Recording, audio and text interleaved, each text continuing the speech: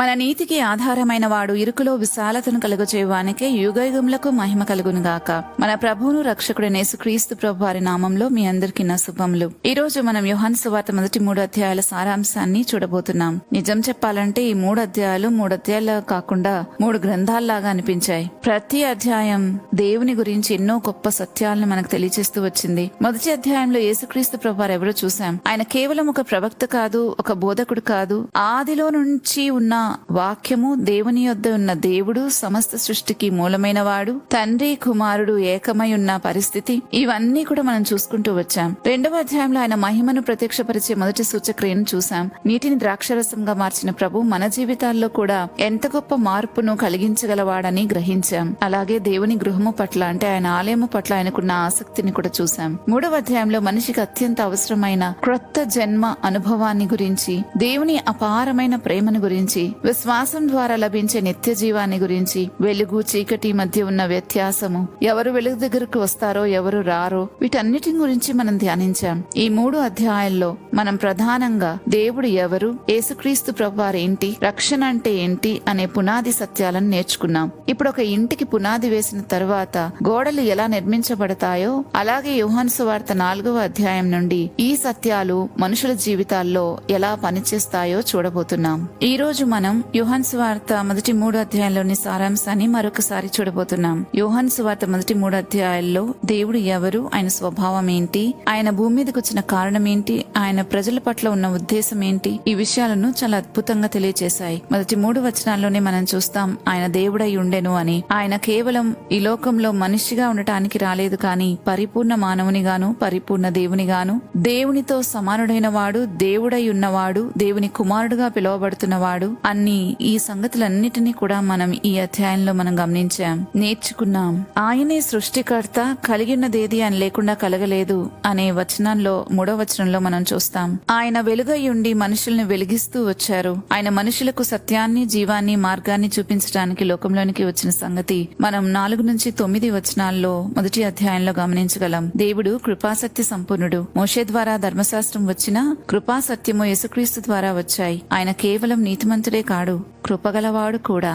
అన్నిటికన్నా గొప్ప సంగతి ఏంటంటే దేవుని యొక్క స్వభావము ఇక్కడ తన్ను తాను మనుషులకు బయలుపరుచుకునే దేవుడు అనే సంగతిని 18వ వచనంలో మనం చూస్తాం. దేవుడు మనుషులను తన కుటుంబంలోనికి చేర్చుకోవాలని ఎంతగానో కోరుకున్నాడు. యేసుప్రభుని స్వీకరించిన వారికి దేవుని పిల్లలయ్యే అధికారం ఇచ్చారు. ఇది మనుషుని ప్రయత్నం వల్ల జరిగేది కాదు, గాని దేవుని చిత్తం వల్ల కలిగే వరమే. దేవుడు సర్వజ్ఞుడు. నతనీయేలు తనను కలుసుకునే ముందే అతను ఎక్కడ కూర్చున్నప్పుడు చూశాడో చెప్పారు. మనుషుల హృదయాలను, ఆలోచనలను పూర్తిగా తెలుసుకున్నవాడు మన యేసుప్రభు వారు. దేవుడు పరిశుద్ధుడు. యోహాను 2వ అధ్యాయంలో, ఈ సువార్త యొక్క 2వ అధ్యాయంలో దేవాలయాన్ని శుద్ధి చేయడం ద్వారా దేవుడు తన ఆరాధనలో పరిశుద్ధతను ఎంత కోరుకుంటున్నారో అర్థమవుతుంది. దేవుని విషయాలను వ్యాపారంగా మార్చడాన్ని ఆయన సహించలేడు. దేవుడు అద్భుతాలు చేసే దేవుడు. కానా పెండ్లిలో నీటిని ద్రాక్షరసంగా మార్చటం ద్వారా ఆయన మనుషుల అవసరాలను పట్టించుకునే దేవుడని, అద్భుతంగా అవసరాలను ఆయన మీట్ అవుతారు అనేది దీని ద్వారా మనకు అర్థమైంది.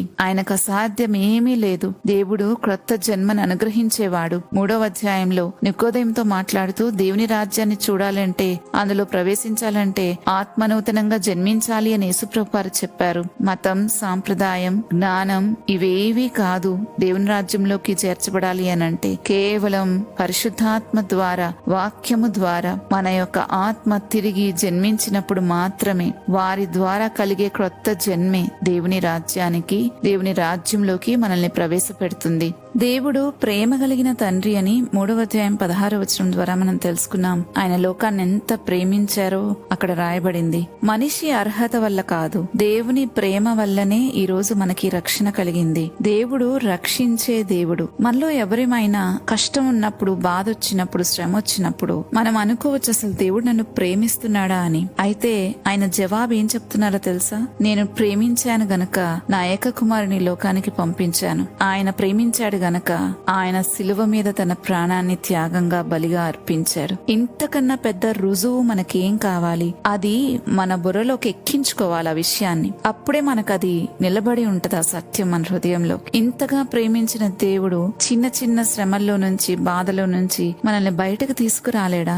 అందులో మనల్ని వదిలేయటమే ఆయనకి ఇష్టమై ఉంటదా? ఒకసారి మనం ఆలోచించాలి. తన ప్రాణాన్ని ఇవ్వటానికి కూడా వెనక తీయని వాడు ఈ రోజు మనం ఏదైనా కష్టంలో ఉంటే, బాధలో ఉంటే మనల్ని వదిలేసి వెళ్లిపోతాడా? ఖచ్చితంగా వెళ్ళడు. ఆయన రక్షించే దేవుడు. ఆయన కుమారుని లోకానికి పంపిన ఉద్దేశమే అసలు తీర్పు కాదు, రక్షణ. ఆయన ఎవ్వరూ నశించకూడదని కోరుకున్నవాడు. దేవుడు సత్యవంతుడు, ఇంకా న్యాయవంతుడు కూడా. ఆయన రక్షణను అందరికీ ఉచితంగా అందించిన దానిని స్వీకరించాలా తిరస్కరించాలా అనే నిర్ణయాన్ని మనిషికే వదిలిపెట్టేశాడు. దేవుడు సార్వభౌముడు. పరలోకం నుండి అనుగ్రహింపబడితేనే గాని ఎవడునూ ఏమీ పొందలేడు అని 27వ వచనం 3వ అధ్యాయంలో మనం చూస్తాం. అధికారము, వరాలు, అవకాశాలు అన్నీ కూడా ఆయన చేతిలో నుండే వస్తాయి. దేవుడు తన కుమారుని ప్రేమించుచున్న తండ్రి. ఆయన సమస్తమును కుమారుని చేతికి అప్పగించారు. అందువల్ల నిత్య జీవము, రక్షణ, దేవుని రాజ్యం అన్ని యేసుక్రీస్తు ద్వారా మాత్రమే మనకు లభిస్తాయి. దీనంతటిలో కూడా మనం ఆయన్ని చూస్తున్నాము. ఆయన నిత్యుడైన దేవుడు, సృష్టికర్త, వెలుగు ఇంకా జీవమునకు మూలం, కృపాసత్య సంపూర్ణుడు, తన్ను తాను బయలుపరుచుకునే దేవుడు, మనుషులను తనకు పిల్లలుగా చేసుకోవాలని తన కుటుంబంలోనికి వారిని ఏర్పరచుకోవాలనుకున్న గొప్ప తండ్రి, సర్వజ్ఞుడు, పరిశుద్ధుడు, అద్భుతాలను చేసే దేవుడు, క్రొత్త జన్మను అనుగ్రహించేవాడు, నూతన సృష్టిగా చేయగలిగిన గొప్ప దేవుడు, ప్రేమగల రక్షకుడు, సత్యవంతుడు, న్యాయవంతుడు, సార్వభౌముడు, తన కుమారుని ద్వారా నిత్య జీవాన్ని అనుగ్రహించే తండ్రి అని మనకు స్పష్టంగా తెలియచేయబడిన సత్యాలు ఈ అధ్యాయాల్లోనే మనకు కనబడుతున్నాయి. దేవుడు మనుషులను ప్రేమించి తన కుమారుని ద్వారా తనను తాను బయలుపరుచుకుని వారికి క్రొత్త జీవితాన్ని మరియు నిత్య జీవాన్ని అనుగ్రహించటానికి ఆయన ఈ లోకంలోనికి వచ్చాడు అన్న సారాంశాన్ని ఈ 3 అధ్యాయాల్లో నుంచి మనము నేర్చుకున్నాం. అయితే నేర్చుకున్న దాన్ని బట్టి ఆయన పట్ల ఒక మంచి వైఖరి కలిగి ఆయనతో చక్కటి సహవాసంలో ఆయన ఏమై ఉన్నాడో అది స్పష్టంగా ఎరిగి దానిని బట్టి బ్రతకాలని ప్రభు కోరుకుంటా ఉన్నారు. దానిని బట్టి మనం బ్రతకాలని ప్రభు కోరుకుంటా ఉన్నారు. మరి ఈ రోజు మనం ఎలాగున్నామో మనల్ని మనం పరిశీలన చేసుకుందాం. దేవుని గురించిన జ్ఞానం మనలో ఎంతుంది, అసలు ఉందా లేదా పరీక్షించుకుందాం. ప్రార్థన చేసుకుందాం. మా నీతికి ఆధారమైన దేవా, నీకే స్తోత్రాలు చెల్లిస్తా ఉన్నాం. మిమ్మల్ని గురించి తెలిసిన కొలది మా జీవితాలలో మీ పైన విశ్వాసము, నిరీక్షణ ఇవన్నీ ఎంతో విస్తారంగా మాకు కలుగుతా ఉన్నాయి. మా విశ్వాసం బలపడతా ఉంది. నీవెంత గొప్ప దేవుడవో, సమస్తాన్ని ఏలుచున్న వాడవు, అన్నింటినీ సృజించిన వాడవు తండ్రి. ఇంత గొప్ప దేవుడు, అద్భుతాలు చేసే దేవుడు, మా జీవితంలో ఏదో కొదువైనట్టు మేమెందుకు బాధపడుతూ ఉండాలి? నిత్యము ప్రభా నీ మీద ఆనుకోగలిగే స్థితి మాకు దయచేయమని ప్రార్థిస్తున్నాం. నీవు చెప్తున్న ప్రతి మాట సత్యమేనని, ఒకవేళ నేను నమ్మకపోతే మేము మిమ్మల్ని అబద్ధికుల్ని చేస్తున్నామని నిన్నటి రోజున మేము ఆ వాక్యములో 3వ అధ్యాయం ద్వారా నేర్చుకున్నాం. అయితే ఎన్నటికీ కూడా మేము ఆ రీతిగా ప్రవర్తించక విధేయులమై విశ్వాసంతో ఈ జీవితాన్ని కొనసాగించడానికి కృపచూపమని, ఎన్నో ఎన్నో మేలులు పొందుకోవడానికి ప్రభువా మేము అనుకూలమైన జీవితాన్ని జీవించటానికి మాకు సహాయం చేయమని ప్రార్థిస్తూ ఉన్నాం. దేవా, దయచేసి ఈ 3 అధ్యాయాల్లోని విషయాలన్నిటికీ మేము మరచిపోవద్దు. వీటిని ఇంకా లోతుగా మా జీవితంలో నాటండి, మా హృదయాల్లో నాటండి. అవి వేరు తన్ని ఎదిగి ఫలించినట్లు సహాయం చేయమని యేసుక్రీస్తు ప్రభువారి నామంలో బ్రతిమాలుతున్నాము తండ్రి. ఆమెన్. రేపటి ధ్యానంలో మరలా తిరిగి కలుద్దాం. అంతవరకు దేవుని కృప మనందరికీ తోడైనను గాక. ఆమెన్.